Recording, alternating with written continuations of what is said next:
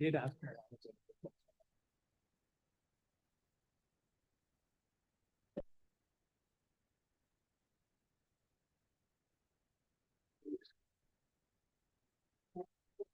Okay, we're live.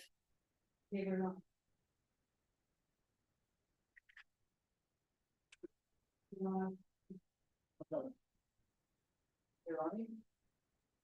we're live. Oops, hang on one sec. Take me off. It was live.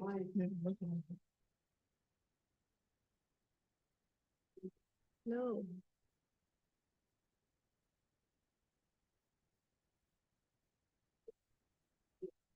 Yeah, I can just.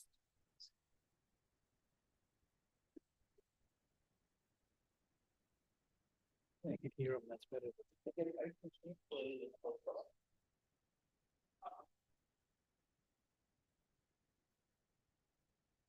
Okay, you guys are on.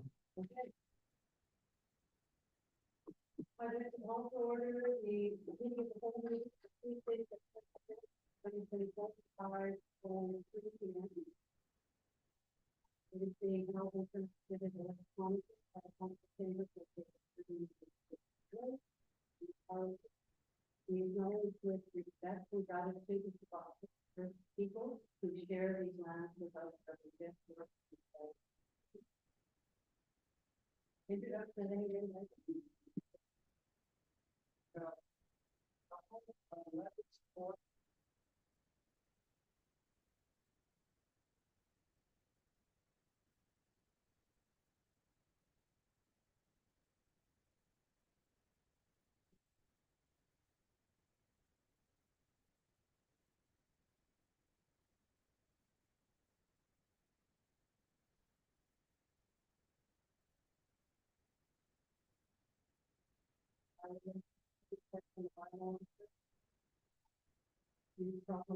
Property that has been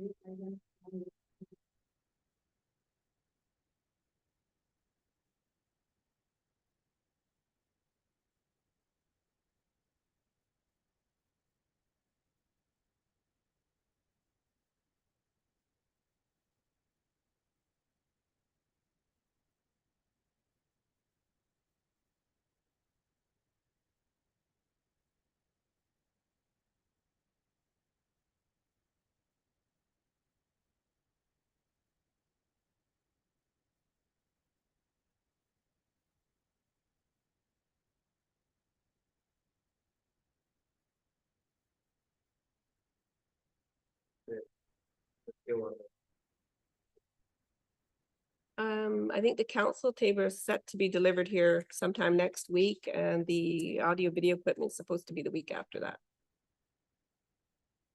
Follow up, so the table's not with it.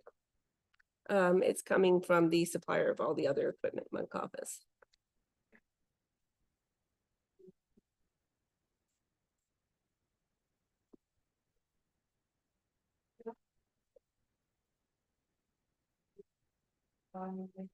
Going to be nice here, so I'll bring my palette forward. We're going to put the palette in the road. We have something that if that's something we don't think it is.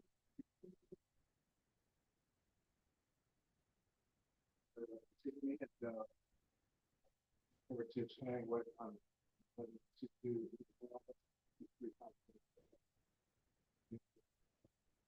On the process, went on.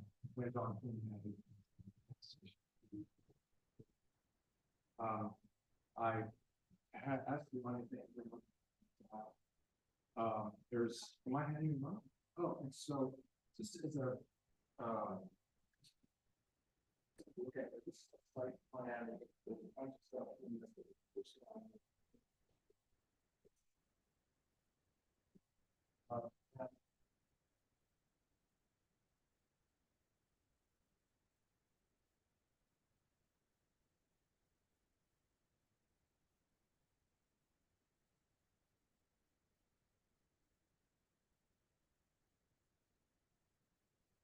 That one. Okay, anybody else?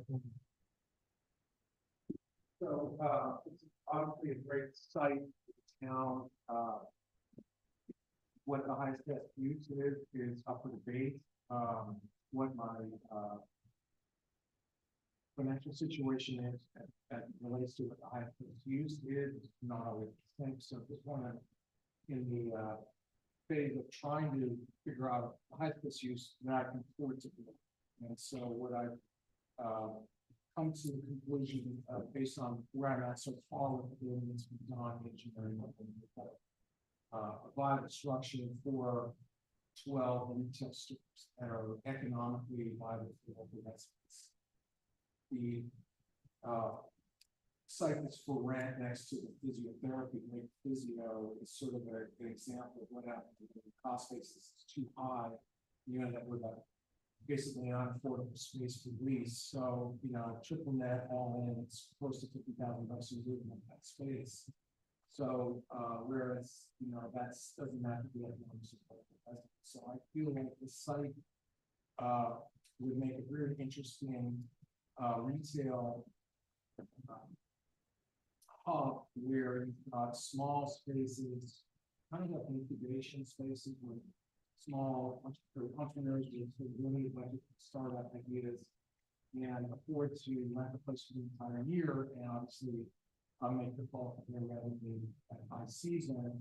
And then, you know, maybe making them toward the fall of some space. So my cost basis on the garage is quite, it's high for me, but generally quite low. And so all I'm looking for to do is somehow figure out an economic basis for developing this and without tearing it from scratch. Putting in a bar restaurant, sort of my first instinct, which has a whole bunch of problems associated with top and liability for the space. It's too big of a space for one bar and restaurant. And then the third factor that I'm thinking is I live across the street. What's the best and what's going to create a sort of party on this side of town? There's obviously a lot going on at the down by the two round, and you know, there's sort of that as part of the town. Then there's the grocery store. There's sort of this site is waiting for you know some sort of type of development that really orchestrates a vitality of this. And so I think what will happen at the building, they will come to build these spaces that are affordable to rent. You're going to have all kinds of people coming in the woodwork saying, hey, I want to open up at my favorite one is the Adirondack chair builder, using the words for somebody who's doing an herbalist that's growing herbs, a farming situation. So I just think that this will bring out all kinds of people to try their hand at business. And then at the same time, it could evolve into sort of outdoor movies, you know, market that springs up out of that, all kinds of things happening by accident or, you know, unattended or intended. And so that's kind of the vision for the property in terms of what's being drawn up and improved.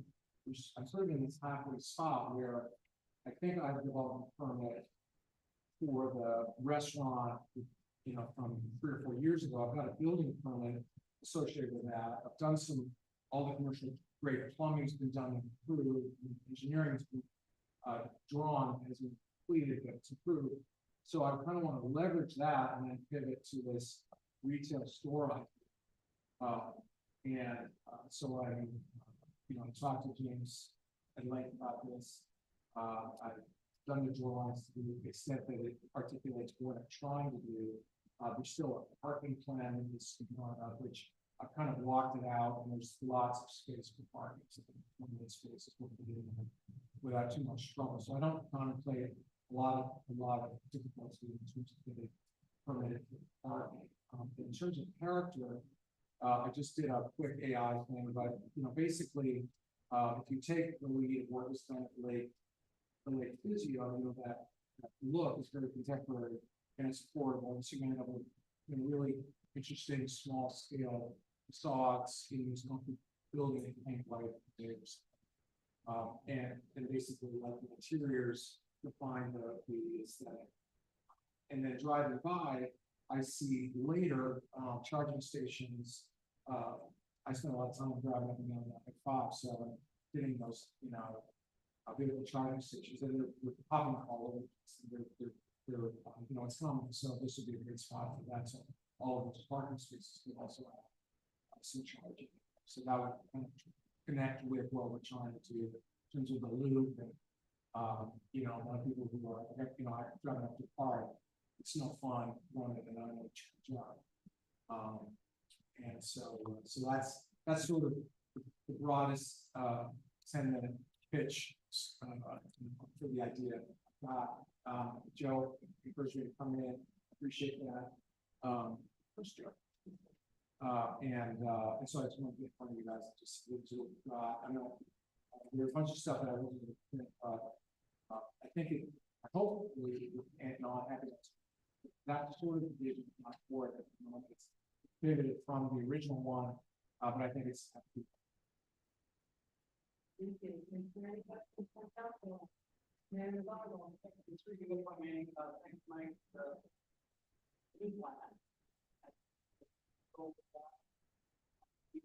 Any disparity in funds like that.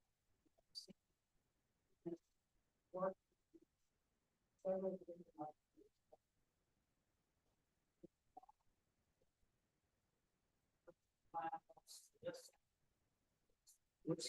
What's the one that's in between? Sorry, I'm missing.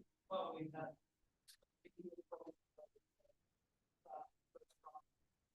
That's the original. The restaurant. That's part of the restaurant. And this is the. What's the in between? I'm sorry. There's this. That's the original plan. But I never presented that.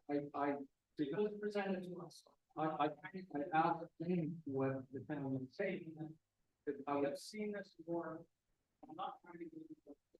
I'm just trying to get clarification what the purpose is. What house sees in that property.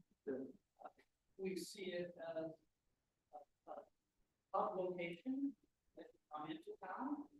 We certainly want to see it. We have seen some concerns that was unsafe. That took a while. So this is from our struggling.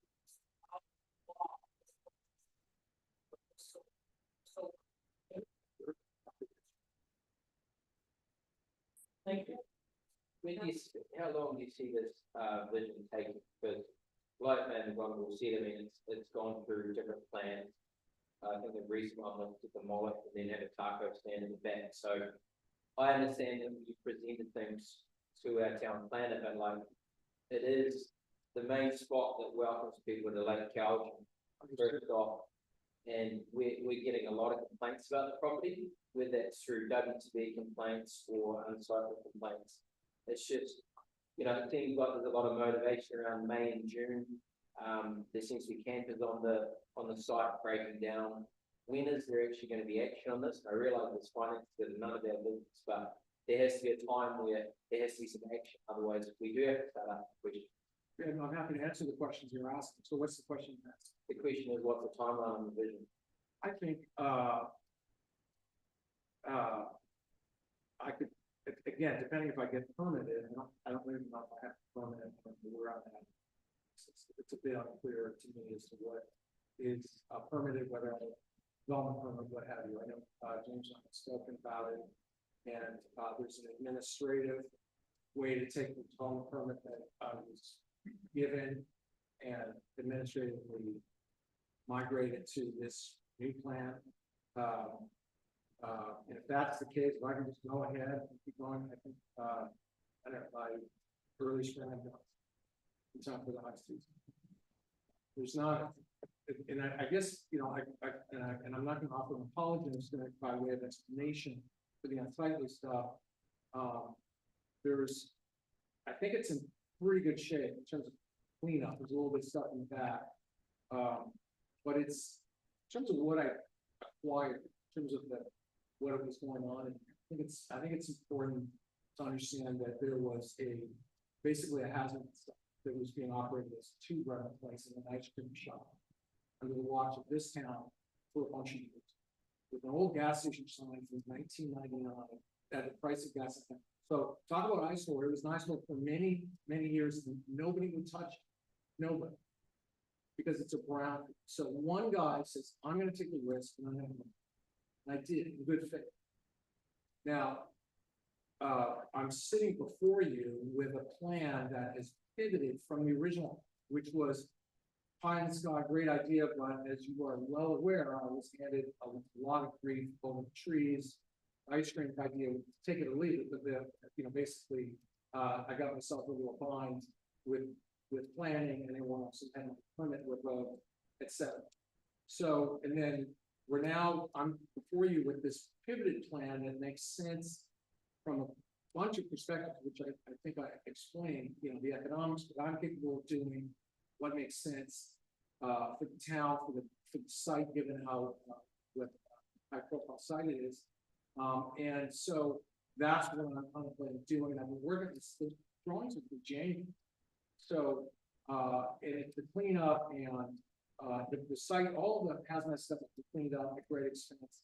All the engineering has been done at great expense. All the garbage crap that was in there, hanging down from the ceiling, all the environmental surveys have all been done. I mean, it's just been an amazing amount of work for a project like that. And I'm sitting here, it's been a long haul, and I'm not claiming hardship or anything other than, hey, this is what I'm contemplating doing. I'm going to go through the process. It's zoned accordingly. I think it's good for the town, and I'm going to spend hard money doing it. And that's it. So what happened over the last 4 years is history, as far as I'm concerned. And if there's a question that's germane to what's happening moving forward, like how long will it take? I don't know. I think it's hard to get people. It's expensive. I'm going to keep going as hard as I can on it. Love some clarity with permits. Love some help with, in terms of, there's all kinds of issues that there's an expensive way to do it and there's a cheap and cheerful. And for instance, those roll up doors, well, do they really need to be insulated? Do you really need to have all the extra stuff? You can go down into a rabbit hole of what the code actually is, and versus what's practical. And so that's how you end up with a $2 million building with a $50,000 space. I'm not going to spend $2 million. It's going to be a couple $100 grand. And then we're going to have 12 really great spaces with affordable rent, and I think it's going to be 50%. Did I make mistakes? Absolutely. Have I been busting my ass? Absolutely. Have I been spending money? Absolutely. And did I take on a project that nobody dared touch for years? Absolutely. So, on balance, I think I should get some credit, and I'm happy to take it from there. Thank you very much. Anything else? Thank you. Yeah, we're not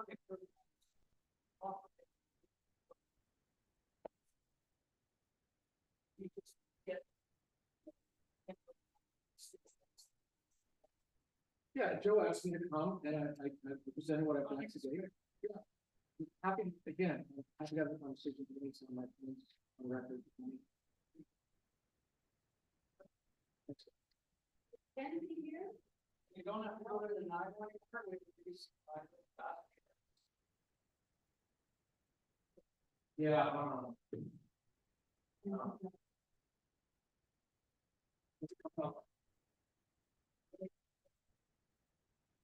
Probably a couple weeks.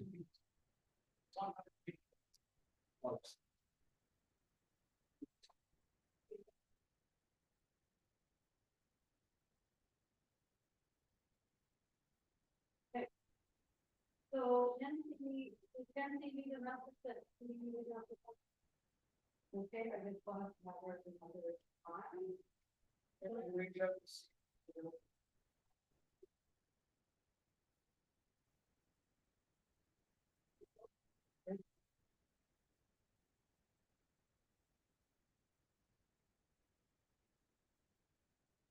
Okay.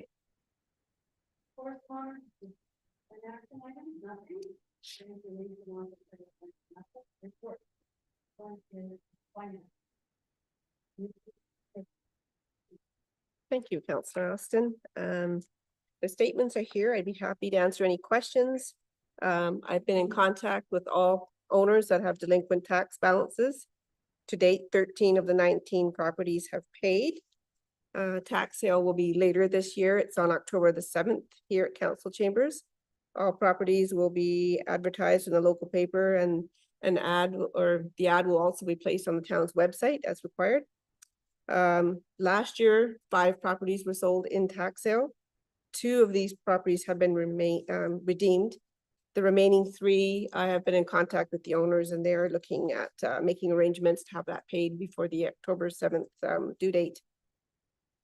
Just a point of note on these statements that the Lakeview Park and Education Center show a combined surplus of 152,000. So a $50,000 increase from where they were last year at this time. And going forward, we are looking at a new reservation platform. The one that we've been using is being put to rest.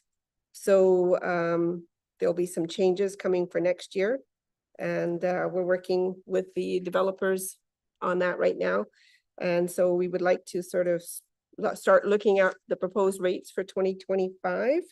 And they're shown on the table below there. The $3 booking fee that currently was being charged will be rolled up into the fees. And you can see what the increases that we're thinking of: the powered site from 52 to 54, the non-powered from 38 to 40, tent sites to 31, the cancellation fee upping that from $22 to 23, and the mortgage from 20 to 21. And I don't know if Mr. Smith has anything to add.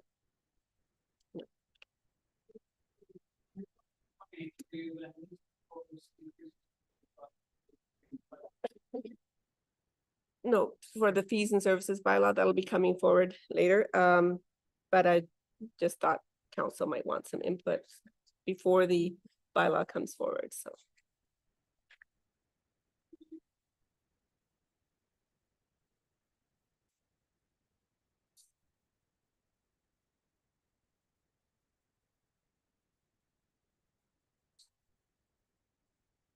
I'm gonna defer that to Mr. Smith because he's been looking at that. You know, we looked at quite closely, actually, all of the candidates on Vancouver Island, and we are in the higher level. No question about that. So we thought that the adjustment that would make next year, customers and people for us. We are in the higher level.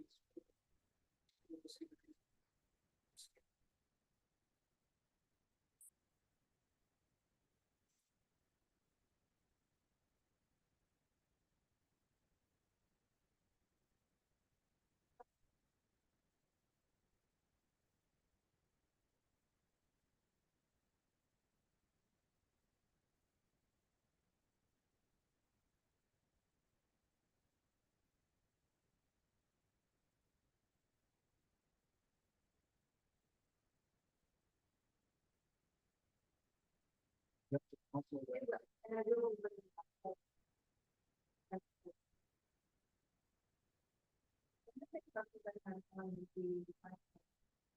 recycling cost will be up to 70,000.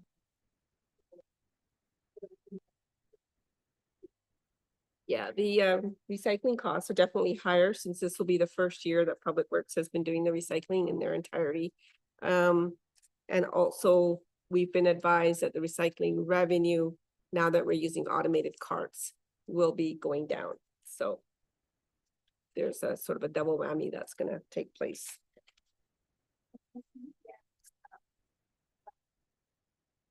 Only for residential.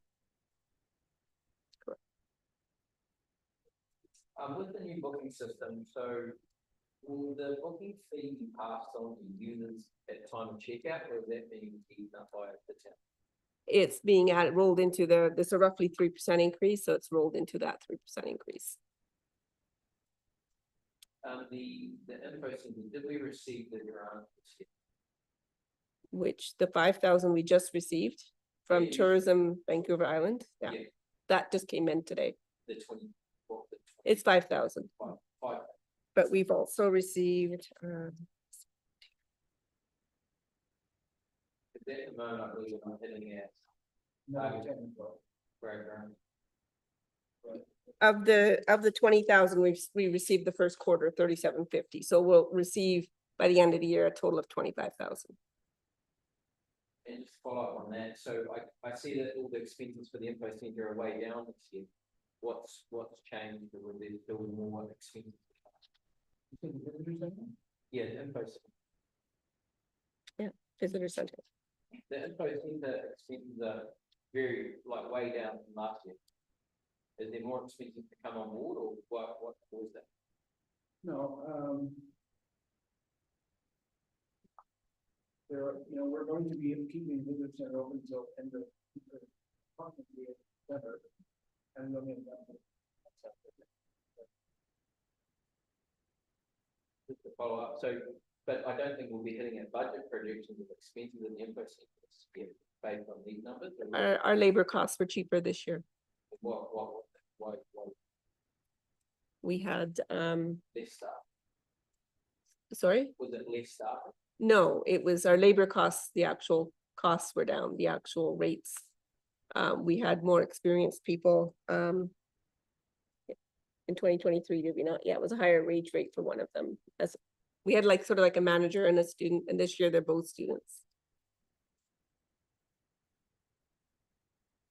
Then just the last one was the bathrooms at Lakeview in 40% over budget. Why was that? Why was that? The roof, oh yeah, go ahead. Yeah, good question. If you look closely, you'll see that another line is $15,000. The bathroom and then change that did it the office as well. That was one amount, so it should show $100,000. So we went 18% over, and those are just extras that we did. We ended up painting it, moving those for the extras that we. So what you're saying is that some of that budget was used on another building, I mean, office, on the office building, yeah, that's being looked and at. I mentioned that. Yeah. Yeah, so we've gone, so that 40% on So something. we're 18% But- over. Okay, and then just to follow up, don't we get a set price for these projects? We had a quote given the objectives that we wanted to plan, so we added some extra steps. We had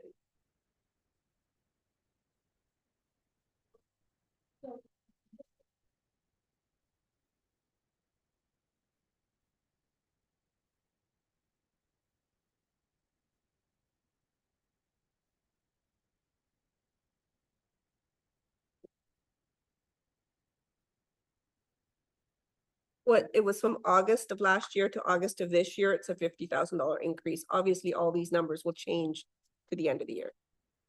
Yeah. It may not be at year end. It could be, yes.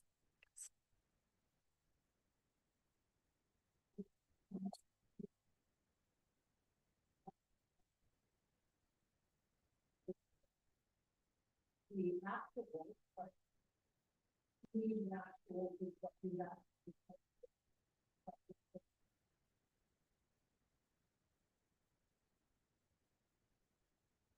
That we think will not be collected and not paid and probably will not be collected. We've been making efforts to collect what we can, so. When we do the billing, it records the revenue at that time, and then as we receive the money, it just reduces the receivable. No, just reduces the receivable. So at year end, whatever we don't collect will be written off.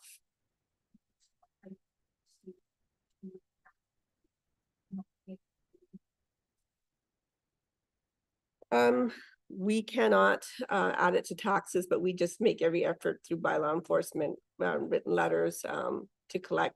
Most of that 1,500 is out of town businesses that took a license for, say they were doing construction work on a home, or their businesses that have ceased operating, that sort of thing. So we're still trying to collect them, but it probably isn't going to happen.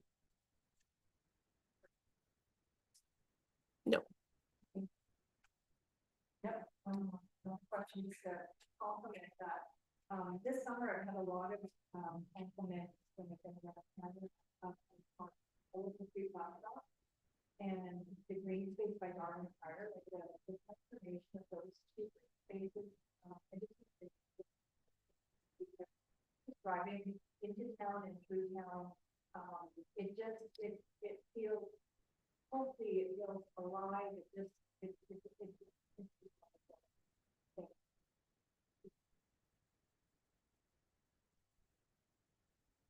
now we're going to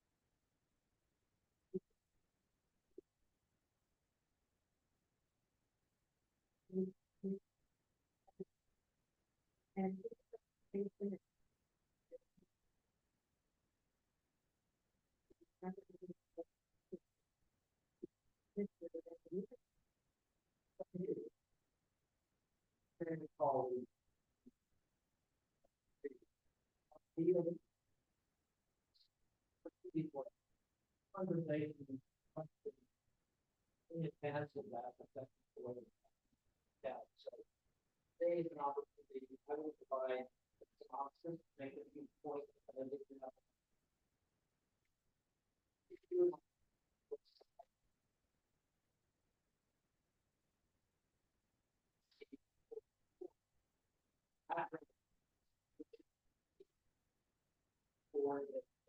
the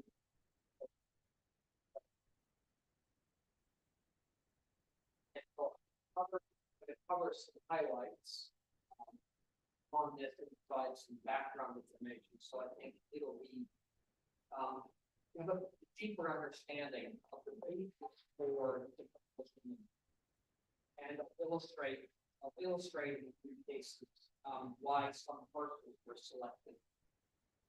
So I'll begin by just reminding you and anybody in the audience that the official community plan provides very strong policies for taking this initiative. And also a reminder that this specific initiative is one of 6 that that we have agreed to undertake as part of the housing accelerator fund that we're receiving from the federal government through the Canadian Housing Corporation. So, and in this particular case, this initiative would supposed to provide 5 more units for the course of the next 3 years beyond what we normally would do. So that's the hope, is that this will actually incentivize some additional rental. As you know, the advisory commission has reviewed this in detail, and in fact, they participated in actually an exercise of sticking on all properties. So very deep understanding of what was put into the amendment and the rationale for it.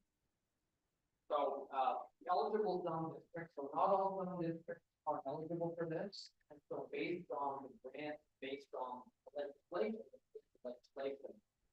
the zone districts which were evaluated and which there are parcels selected is the R4, R7, multi-unit, public use, E1 subdistrict, general commercial, and comprehensive development subdistrict. And in all these cases, these are the zone districts which allow multi-unit. This is restricted, multi-unit housing. Doesn't cover single, duplex, or triplex housing. It's everything above. Well, it's anything above 3. That's based on our own zone bylaw definition. So the principles that were, and I did a bit of research on how other communities determined how they would proceed. And so the report outlines that.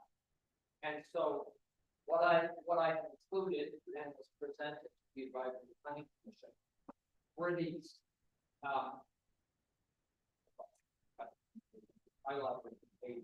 so the principles that were applied. One is the official community plan policy. That really it's the foundation for this, and there's some very specific direction on that.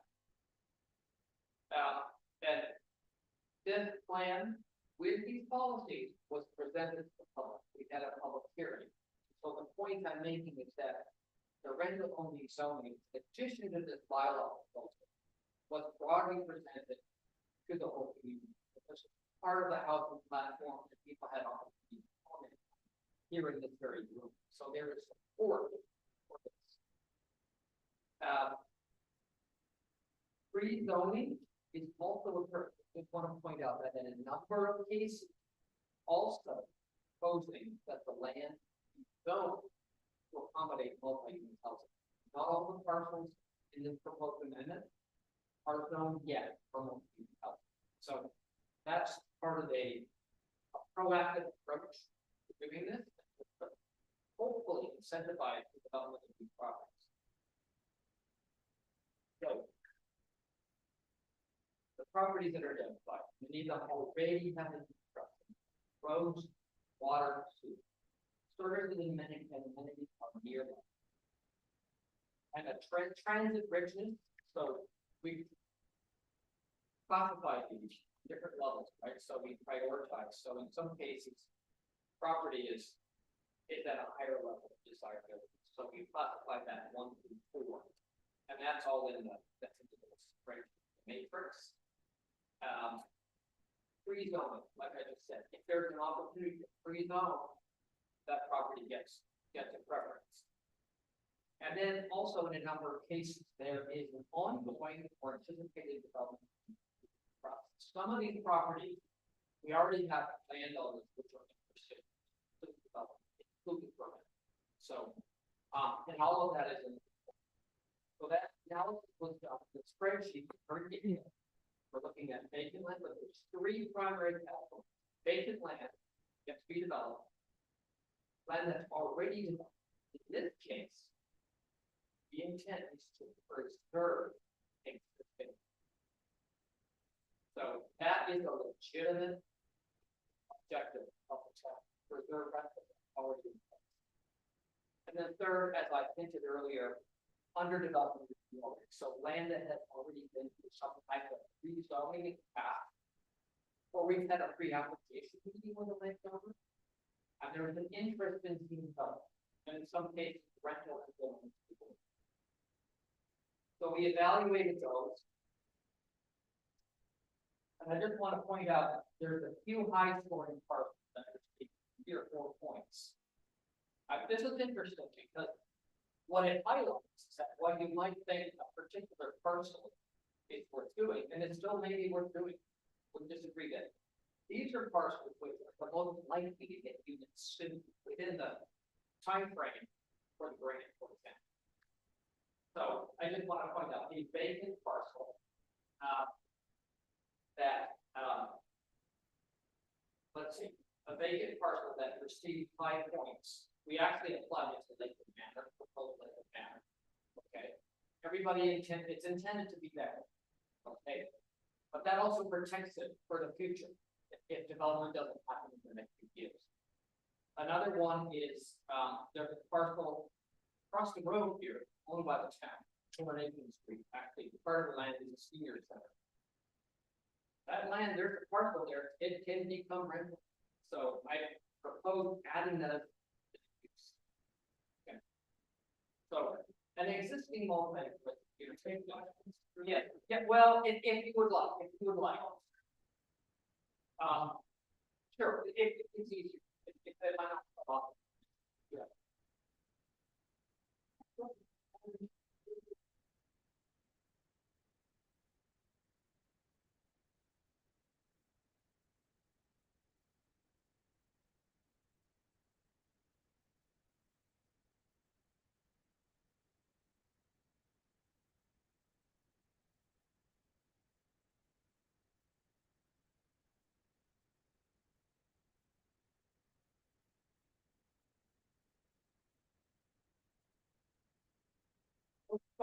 You raise a good point. On any of these parcels, there are potential issues that go beyond the site. So it's fair to say, and I think that raises a good point, that just because we zone it for this doesn't mean we've settled the same purpose, but we've settled the access. We have a lot of leeway in how we will proceed in the future. Is that a reasonable? I mean, it seems to me that, and this is kind of a higher level, this is for the zoning. In most cases, the bigger picture issue, roads, water, sewer. So at the particular site level, there may be some challenges that we worked out, but I would not put them on your table. That's how I would do it. So existing multi-unit residential, I must make the former 28 North Shore are what used to be rental apartments now it's appropriate in my opinion to zone that for rental. That's an existing building full of units that can perfectly serve as rental. That's the form of the unit. So, and there's a few others that I've identified here, and in fact, there's a whole list here. I'll give you another example.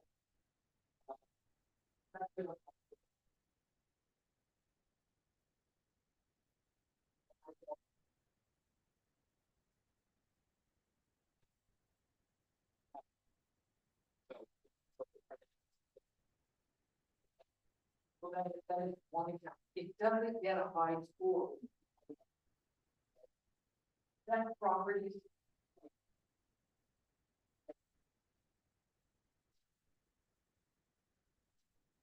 One of the properties that you highlighted is 155 Southfield Road. Yeah, he listed as existing multi-residence. yes. The least of my knowledge it is. So 55 would what? sorry, 155 is the old House Street. Yes. So it's listed as existing rental. But at least my knowledge, existing multi-residential, but at least my knowledge it's not. There's nobody in there? There's one person. One person. Yeah. So, yeah, but sorry, the means you're not, is it zoned for multi-residential? Yes. It is, it's C1. A good point. And that's a good point. In some cases, visual look. We don't always know if whatever's happening to that building is properly permitted. But it's an existing building, it's reasonable that it could be.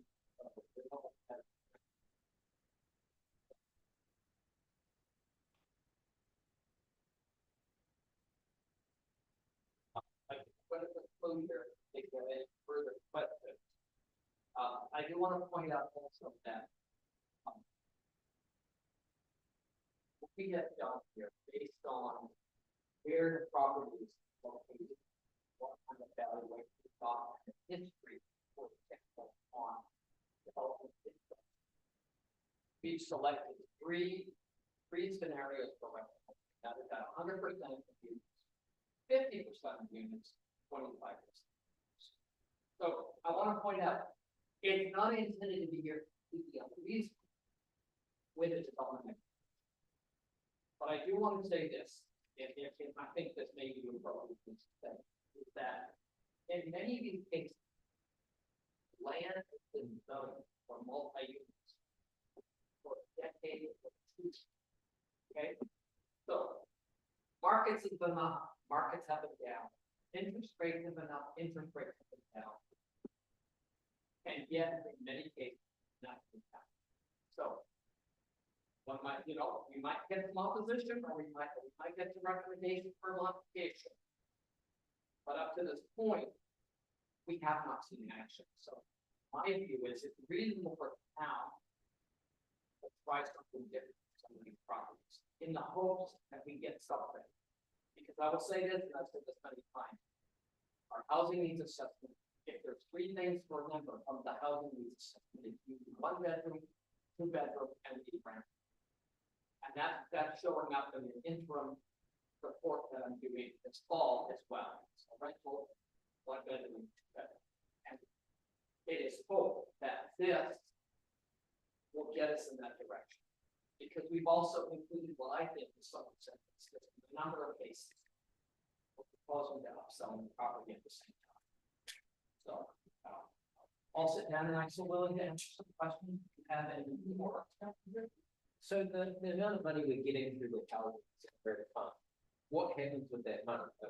What's it going to be used for? Is it the speed up its process, or what's it being used for? Good one. So the money is used for primarily two things. One is it's to go to the town to actually update bylaws. So in this case, my fees to do this work is part of it. Not a big part, but it's a part. Other money can be used for infrastructure, for revenue. So for example, the Habitat Committee road. You can actually use the fund to pay for their development costs. We could use that money to pay some of the infrastructure, say sidewalks. And that could be applied to a number of projects. So at this point, none of that is happening. We can also use it. I think I made this mention also for the secondary suites, another source where the money can go cover some of the buildings. So yes, so if it's directly related to a project, infrastructure, and so to this point, none of that's happening. I haven't gone far. The next year we have some real projects. So that part needs to come up.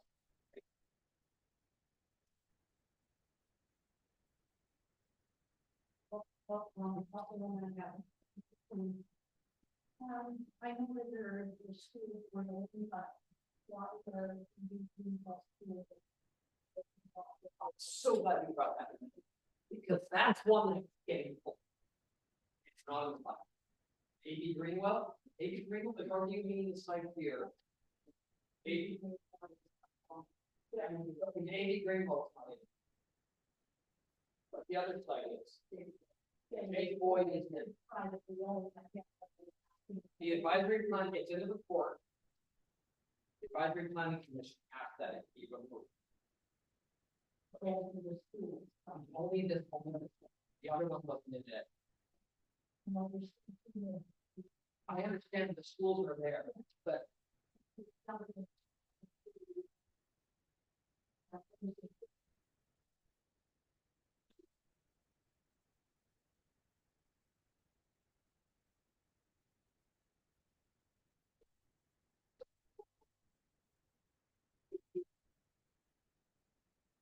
In the report, I recommend it.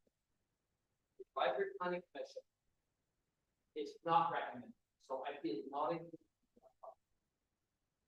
Me, you as a council could say you wanted it anyway. Okay, so it never was. I think that's fair. The other side, I did not add. Here's the reason. Reason is the province takes the name. We have an active application to use the site for a public works. So that, I'm taking that for the step. We haven't done anything else, it's not known for it. And it's locked up, right? So that's why it's not.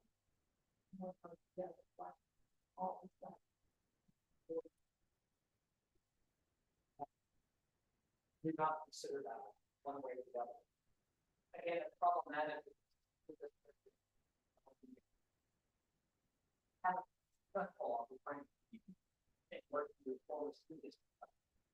One way or the other.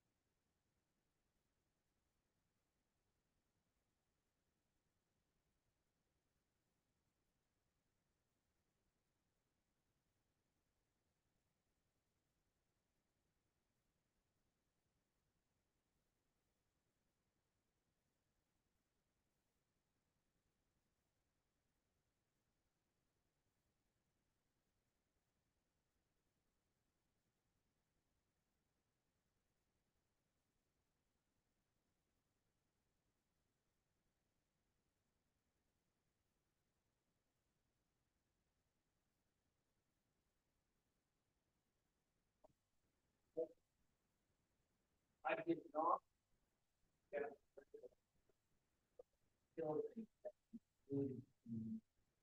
We could, that's what the city was interested in, when all the way to court, the city won. I'm not sure where it's going to be. Why they.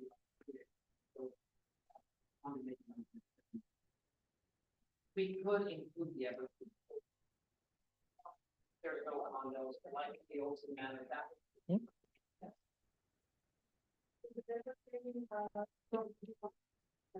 Yeah. So. What do you about?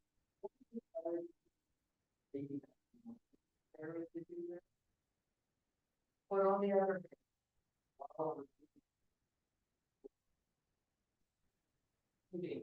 Private.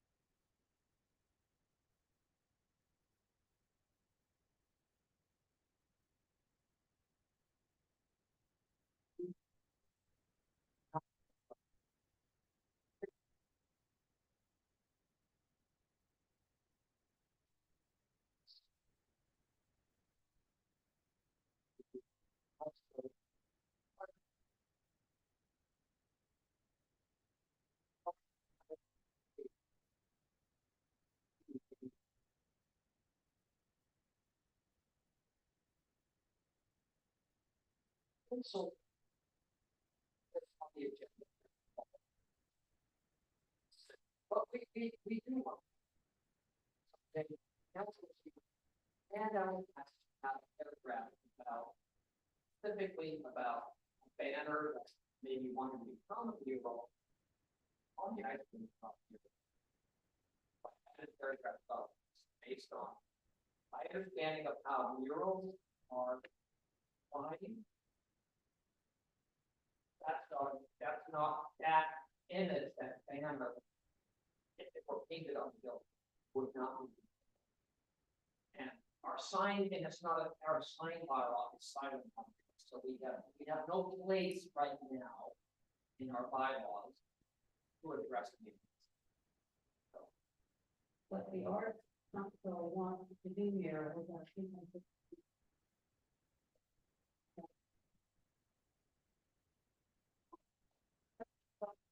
that we specifically have, pointed out 53 Marshall Road. And I looked at that banner, truly not as a banner saying, come get ice cream. I looked at that when I first looked at that, I say, you're exactly where you need to be. We've got ice cream, we've got food, we've got a burger. We've got, here's Lake Cowichan, welcome to Lake Cowichan. So I think for people to, they're putting their personal opinion at the table, and I don't know, because we have no more, we have to start at the beginning, and let's see where we go.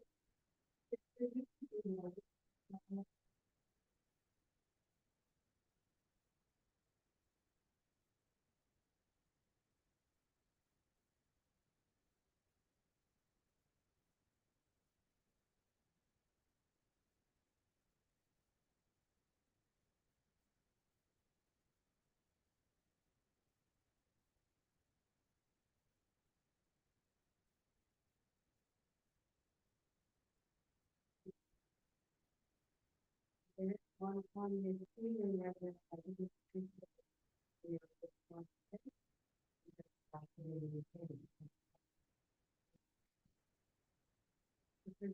Yeah, it's not very, but, got no, like, euro and not very low. I think 2.5 years ago, I did that, maybe. The euro and building. It's all bought up. I wasn't comfortable at the time. So I'm not looking for a mural on that building. I'm going to be what.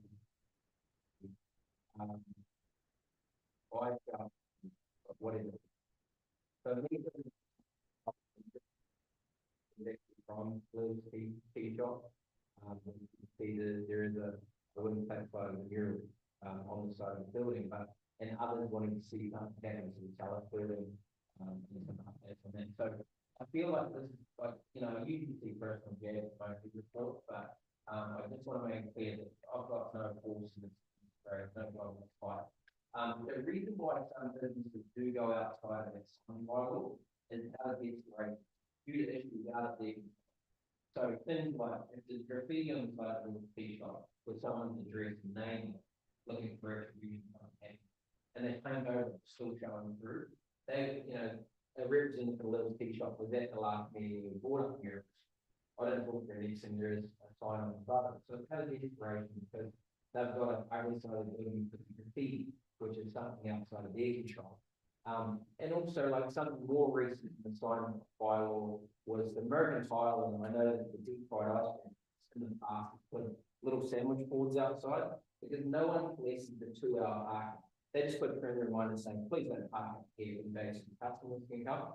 And they work quite well. They're just very, like, you know, that the bylaw officers gone around and see that they claim. And some would argue that my banner on the side of my building is to make that wasteland look a little open. So this is out of inspiration, but I want to make it clear that the murals, I thought this report was quite cool. It had a lot of people, it was very good. Oh, it was good. Apart from the banner, I must ask, who instructed you to put the banner? Well, the chief administrative officer said it was right here about. Yeah, because was that presented was that presented at that time to the APC as well, or was that in the report? No, it was. Yeah, because I heard there was a great discussion on that, and what I'm concerned about is that people do think that is a mural, and that's what they're judging murals of. That's not a mural. It's so you know, I understand where the motivation, you know, to keep the job is coming from by raising it, but I really want to cut through all the noise of who a councillor is and what a sign is, and present to you places like Commands and Duncan, and it's why not us, where the town comes alive with murals.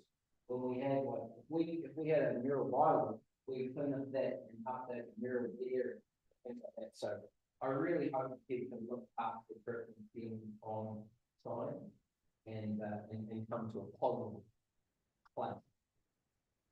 Final result comes from us. And, as I say, I'll be meeting with your group and one of you, sorry, Mayor. I'll be hopefully meeting with your group, they want to do mural and, they understand, yeah, we need and have people. That was something.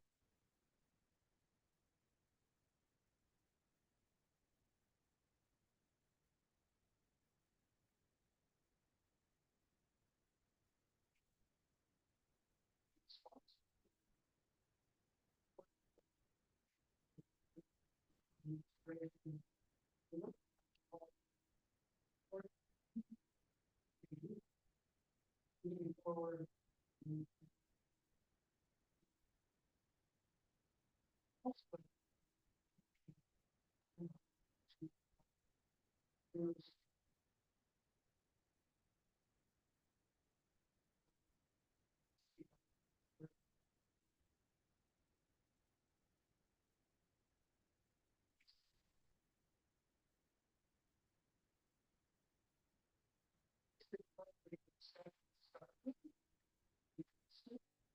Certainly. Funding.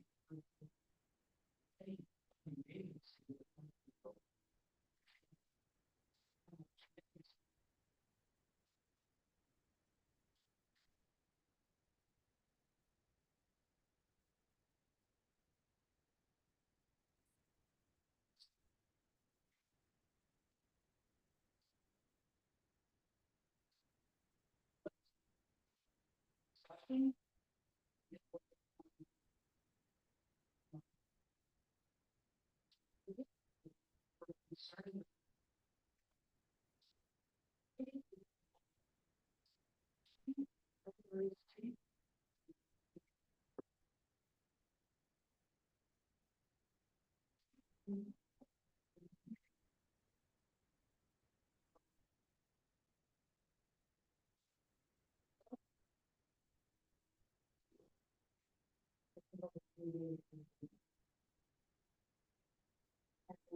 do have, they do get some.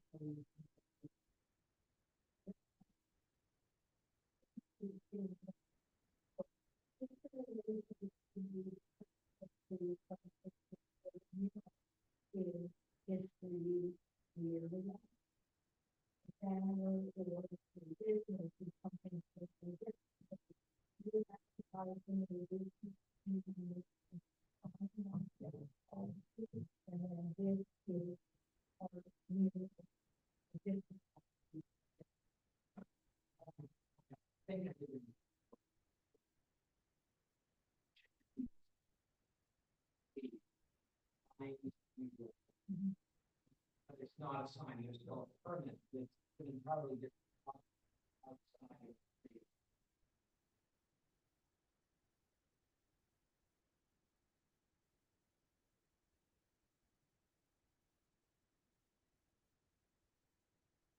Not with the question, but, I think it's a good policy for any local government, if they want to see murals, not to put staff, consultants, or council in charge of one mural. Like, get the definition, send it out, send all those requests, and then perfect. And let them decide, right? If that's a mural. So, everybody, I think there's a agreement on it here. That's what they want to do, they just need a liaison. Yeah. To send it out to the.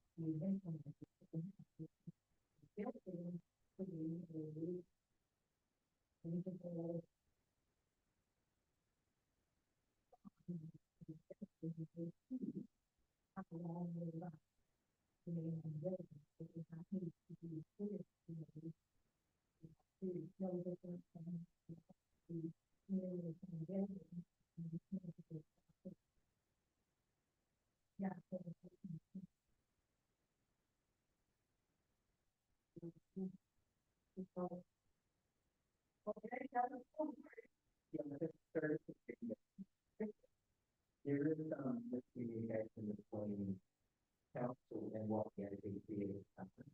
I think this is part of it. So, I mean, one thing, if you, streaming, but, I realize it's not really, I was wondering, or I'd like to take the motion, those meetings should be streamed just by company. And I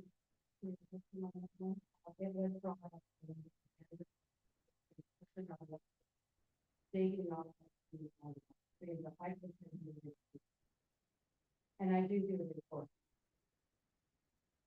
Just to follow up, I realize they're not really important, but I mean, if they want me more heard, you know, we get a verbal report community, committee in Paul. One of them saying, and, you know, I think that he,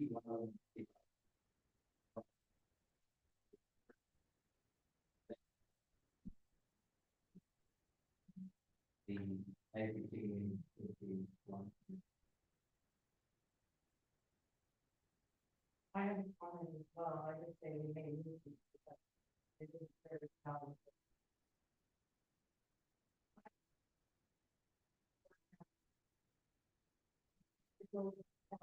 And this satisfies people for. Yes. I do believe it's a position that. It's not. to be able to prevent them. If there's feedback, so I think the reason why. And I think other CPC, rather than health, what I'm doing and we have to.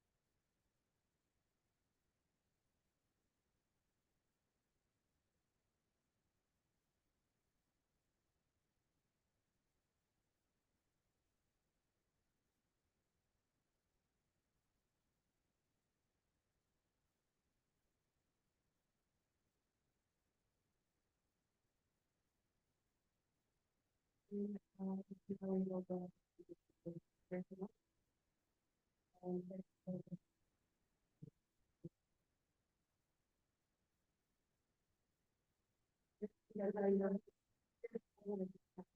because you know, we discussed it. And also, just remember, we don't have to.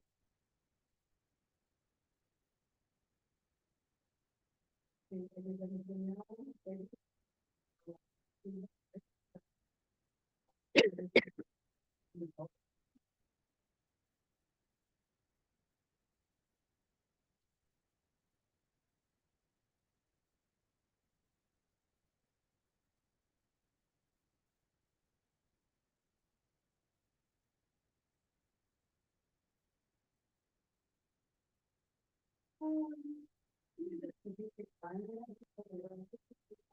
oh, again,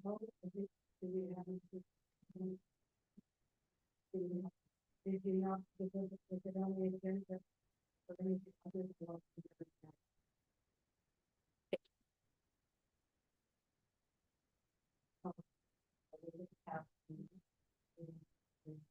Okay, strategic plan, and you know, the top three, the different stuff, but that is not really difficult. Okay. I think this council, we have not been involved in the way to stop with really this is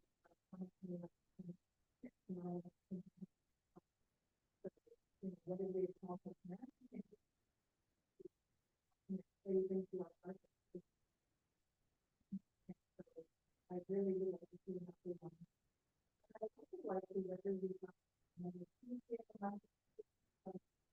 is the strategic plan, whether it should be more before one of our meetings. Technical Tuesday, where you know, just where we can just focus on the strategic. We're only given 10 minutes from now to talk about this, and I do think this is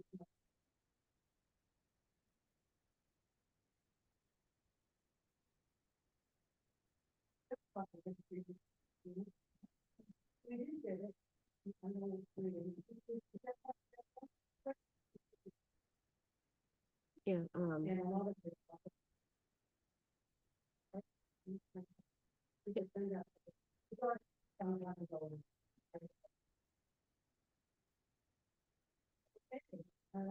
Oh, did you go to the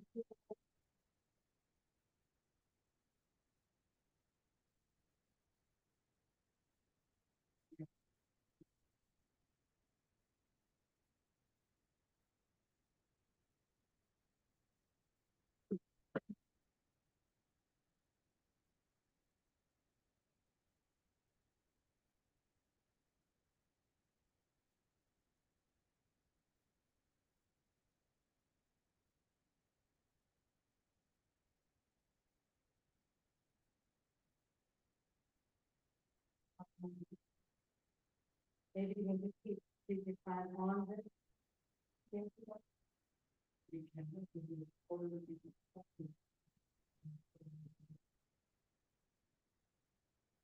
well, we have, maybe we could- maybe we want to-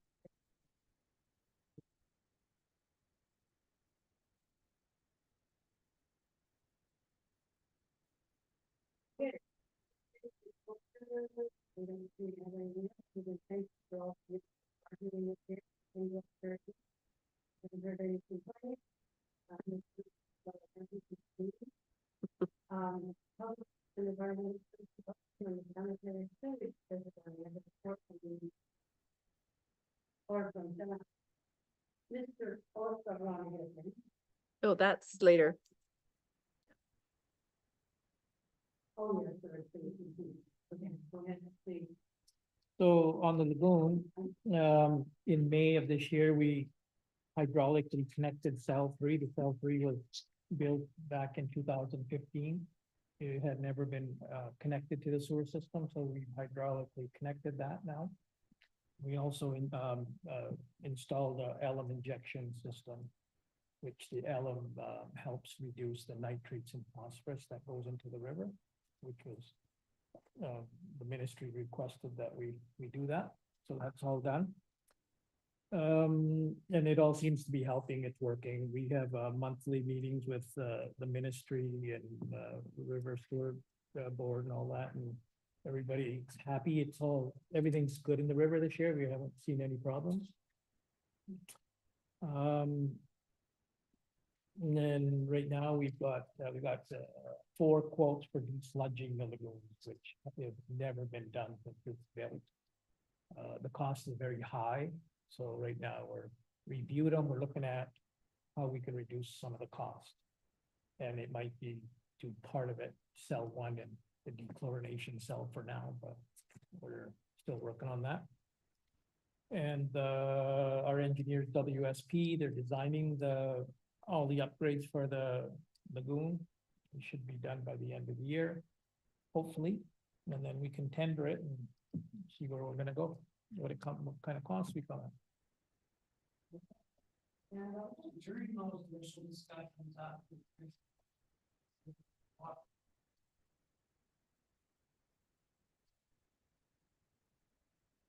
We did for the month of June and into July a little bit, and then we couldn't hold any longer.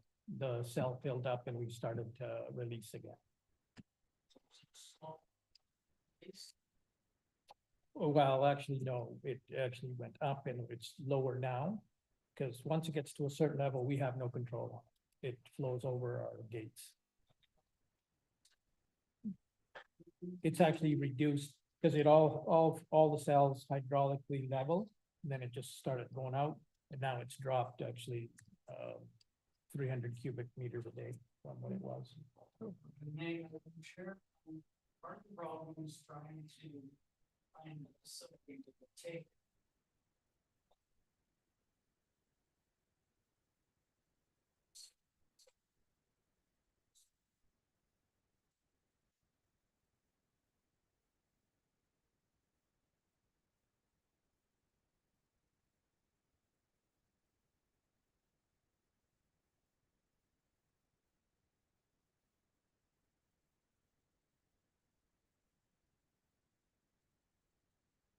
So we've got a quote from a company that will come in and microwave it all. And it reduces it significantly and it burns all the chemicals out of it. Then we have a different product and it can actually be taken away and fertilized and make fertilizer out of it. The other 3 quotes are desludging it. They would store it on site in these big rubber tubes. Once it's dried out, we take it apart and then we gotta find a home for it. And right now we're having difficulties finding a home for it. And there's places on the mainland, but that's gonna cost us a fortune. Yeah.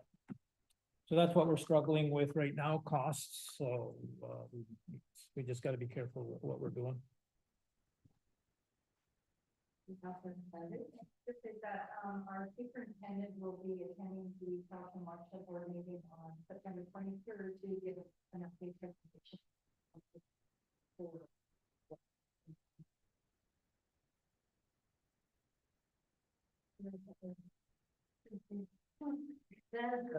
know that you're talking about the lagoon upgrade and then going another option going for technical using newer technology. Are we still looking at that option or are we going with lagoon upgrade? What we're looking at is a lagoon upgrade. Joe and I have discussed it many times. I don't think we're gonna have the money because any big cost. If we go to, it would be nice to go to the plant. Go to a plant, it's a lot more money to build, and then it's probably gonna be 2 or 3 times the cost to operate. Those things, there's so many mechanical pieces to it, you have to almost have a person there all the time. A lagoon, it almost functions on its own. We have to test everything, keep an eye on aeration and that, but it runs on its own. So these are gonna be things, you know. I think you mentioned that there might be more grants if we did go with the newer technology, but it still would outweigh the cost, like it's still. We're still looking at grants. We have a company helping us and a couple of engineers out of the Lower Mainland that they've done a lot of this work. And Don, which the mayor has met, he's actually wanting to maybe come back and meet with us again, maybe later in the month. To discuss this stuff, and he's willing to help us possibly find more grant money to go to the plant, but then there's still the operating cost. With the operating cost, if we went that finance, like we have to look down the road. So if we upgrade this, we'll do, how many years?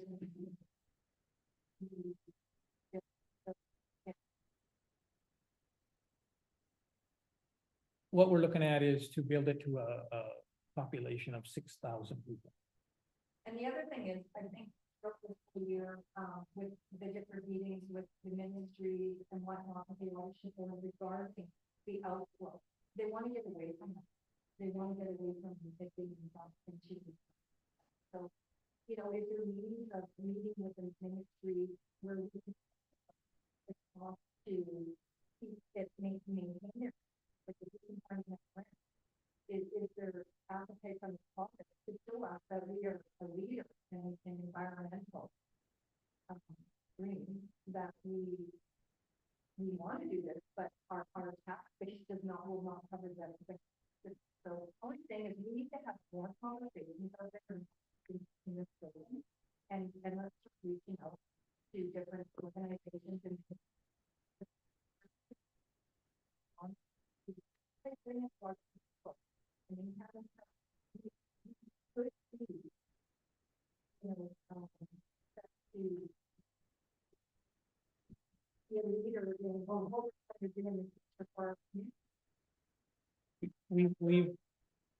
We've discussed that and talked about it again with the couple of engineers that were here from Vancouver. The microwave technology is a fairly new technology, and that's what you're talking about, leader.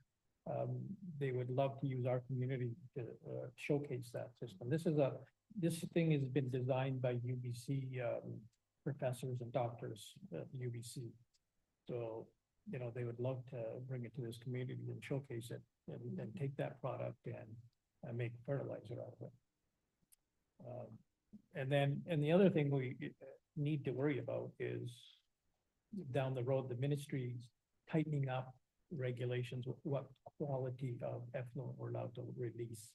So we could spend $10-15 million now, and 5 years down the road, they could say it doesn't meet our regulations anymore. So these are all things we have to consider.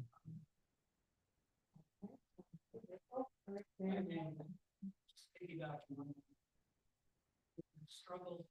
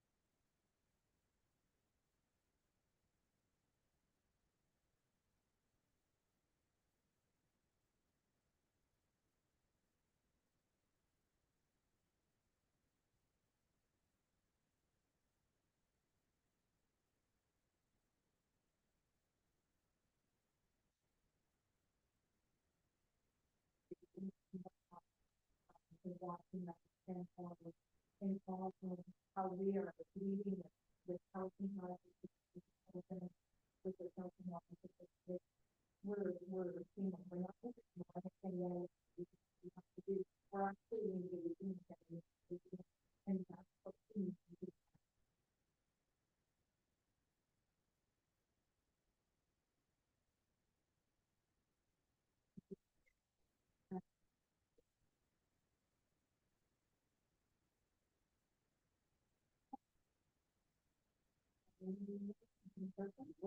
Yeah, I think, yeah.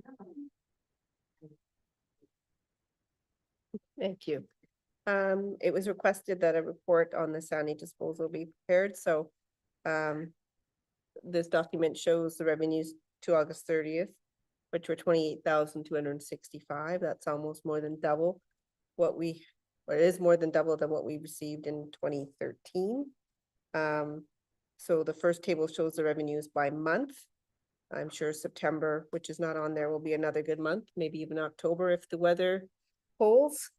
And the table below shows revenues for the Sani dump from 2015 to 2024. Obviously the 28,000 that we've received in 2024 is incomplete, because I anticipate at least a really good month for September, and then we'll see what happens for the rest of the year.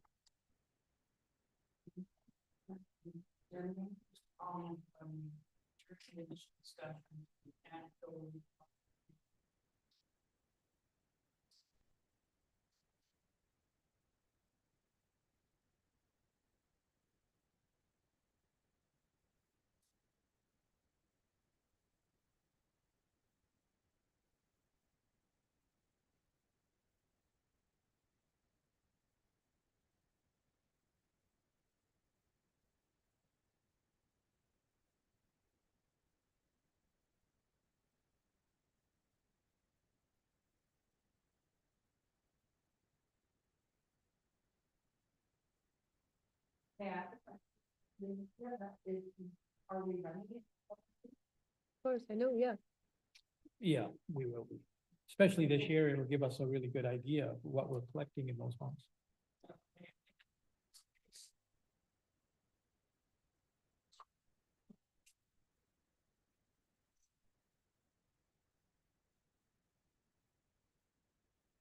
Abuse. Abuse, yeah.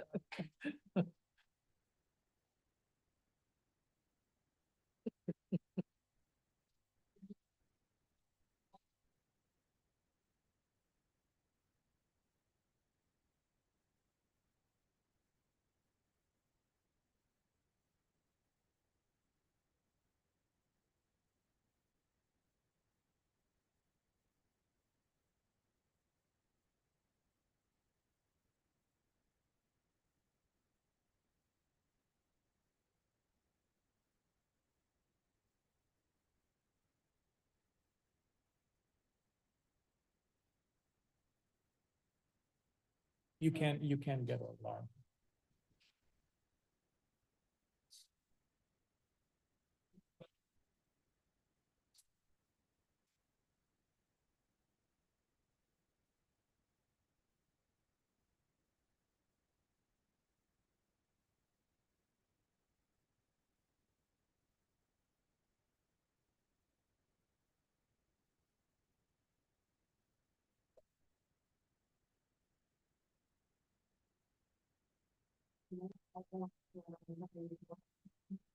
I think all counselors should take their turn.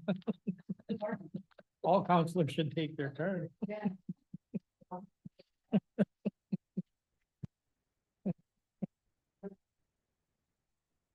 Hey, Team study update. So Watts Consulting, as you guys know, were awarded the contract. They've been here twice in August the 3rd, which was very busy, August 14th, which was, I think the weather, due to the weather, it was a bit slower in town. So they're currently processing all the data they collected those 2 days, and they'll have some information for Joe and I later this month to review and have a discussion with them. And they'll be back in town in October to do one more survey on an off season. They'll spend a day here or part of a day. And once they have that data, they'll process that and then they'll get a final report. And before they submit to us and council, I think they're gonna go through town and chat with the businesses for some input. And then we'll have a final report. Hopefully by the end of the year. You know, there's scared people. Yeah. Okay. Non-compliant water restrictions are very regulations.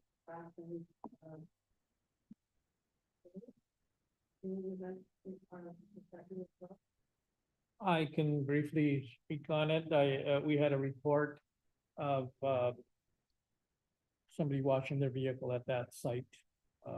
Joe and I visited and the guy wasn't very cooperative and continued to wash his truck while we were talking to him and as we left and said, we'll deal with it as we deal with it, so. They're fine, because I have a neighbor. I never went any further with it. I think Joe was dealing with it, but This is one that I put on the agenda as well, so this is the same property that, from what I understand, had defined because of their riparian zone. It's also a spot where we're seeing a lot of vehicles parked outside of the 2 hour spot. It's becoming a problem property. I had an interaction with the guy about the riparian zone. To perform a security outcome. I had a problem with it. So it's becoming an issue where there's multiple vehicles outside, trailers, diggers, campers.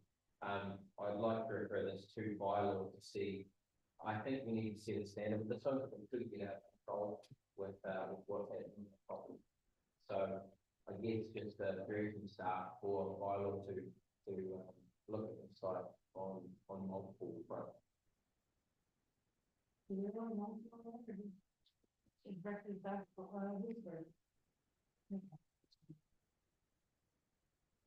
was just gonna say that under the circumstances of what we just heard, someone regarding the incident that happened when they went there, that one person was. There should be two people for the situation. there's been a few others where myself and another staff member approached the site and we had a lot of use and they wanted to come and fight us and all sorts of stuff, so. We'll be taking the RCMP next there to deal with it. Yeah. But I think this is just an example of not having fight to your body.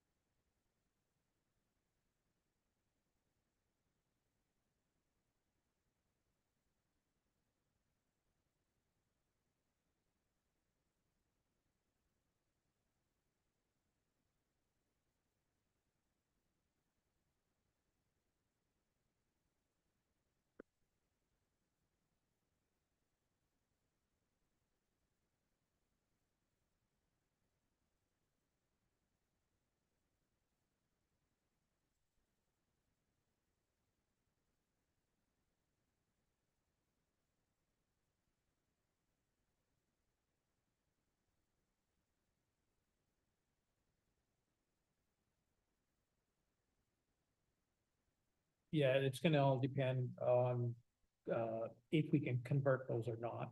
And if we can't convert them, we probably won't do it. It's gonna be huge money.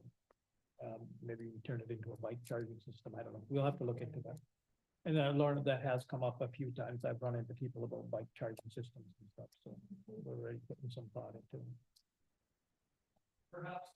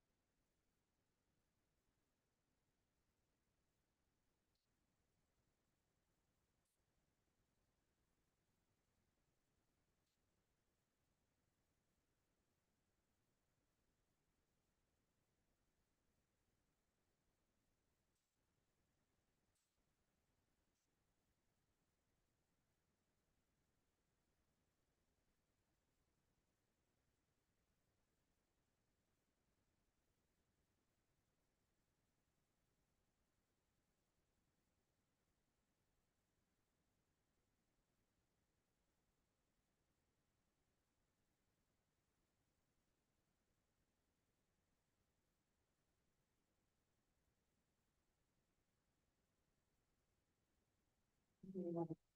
Why do you think that's the real? It is a follow-up, and it's one of the further we can help people.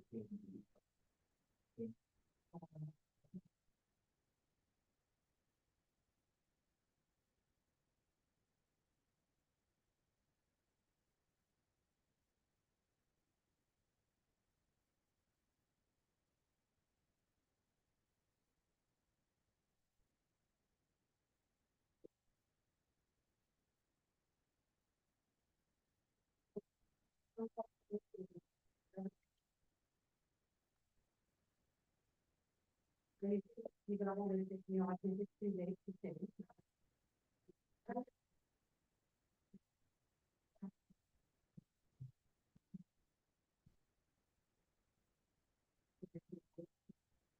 That's just something like the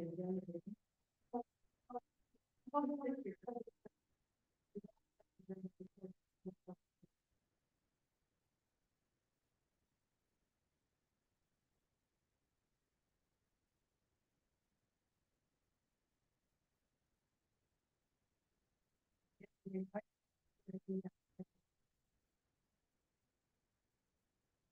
want to cancel for this year, the last one, 48 for the attendance, and we'll have to do meetings per year. Okay, make that motion.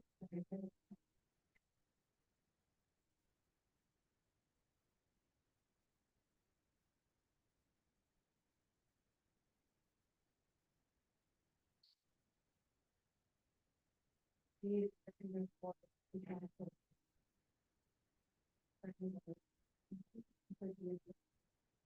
Again, this is one.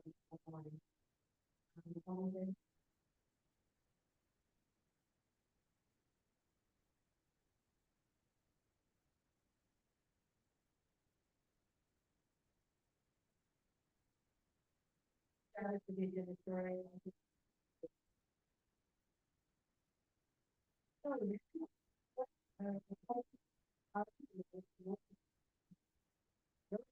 And why was like, the bylaws are going to be, meeting.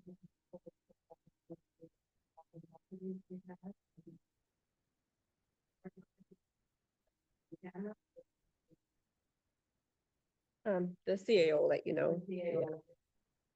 That, there's two that I, well, there's three now.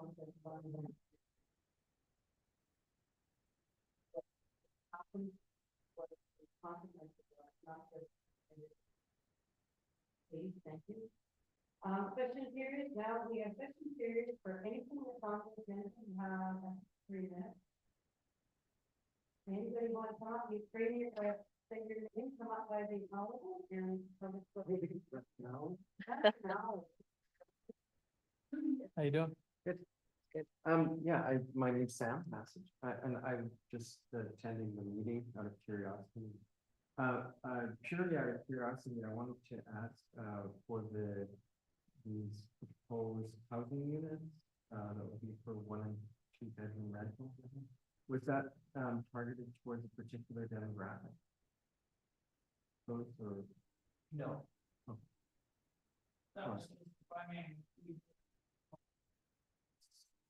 Mhm.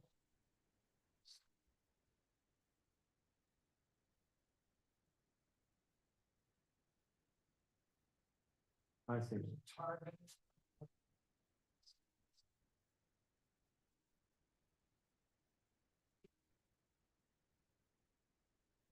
I see. And just a comment on the bicycle rents. I think in the sort of in the cycling world, Lake Cowichan is particularly respected because it's the beginning of the Trans-Canada Trail. So I think it's a really a positive step to look at accommodating cyclists. Thanks. Thank you. And then, say your name and where you live. My name is Sharon Holsberg. I'm the agent with the 2 properties that are listed here for 16 and 19 South Shore Road. We just, I'm actually a North Cowichan resident. I live in the Bay. My son lives out there in North Cowichan, so I'm very familiar with Lake Cowichan from here all summer, and I know just exactly how busy it is, and I'm really interested in this parking study.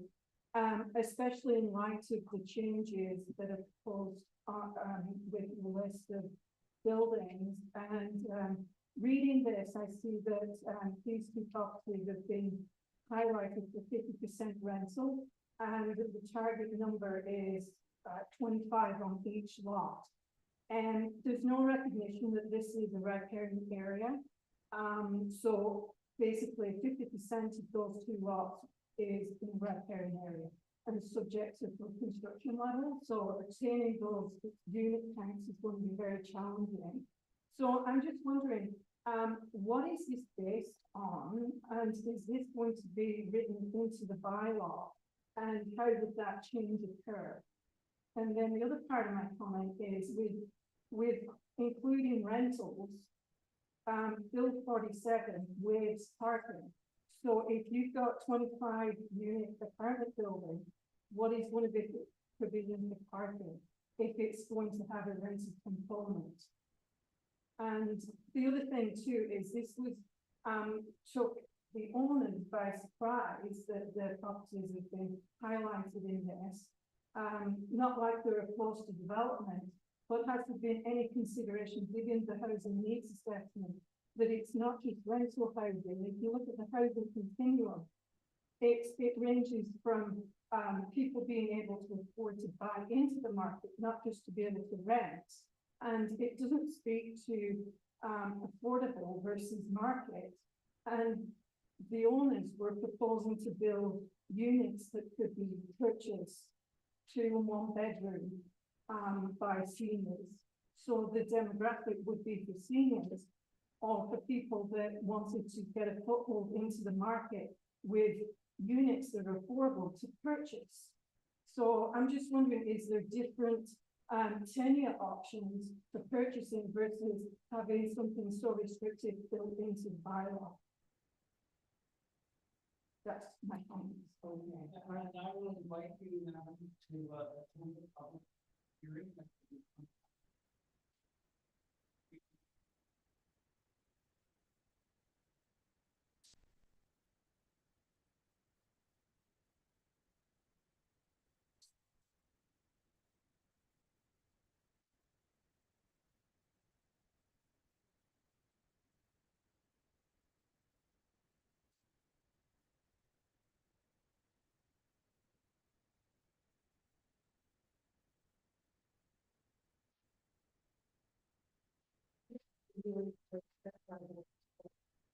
Generation of really real motivation.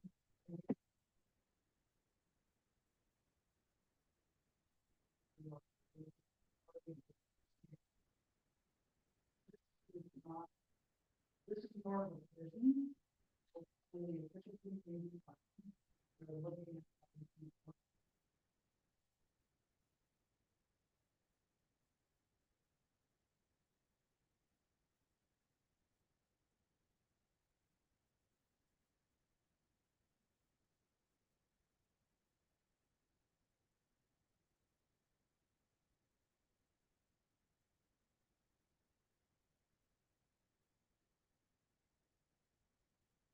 For all playing the phone number, anyway. 250-749-22,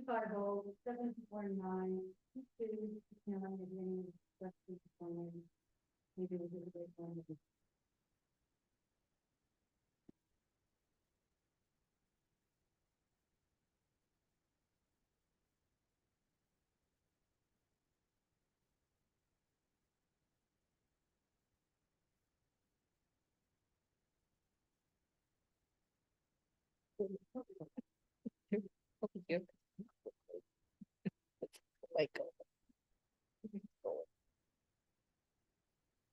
Maybe more so because I know I'm having steak too. So.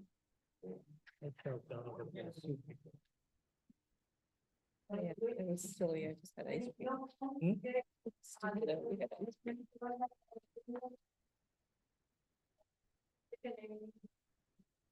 All in favor?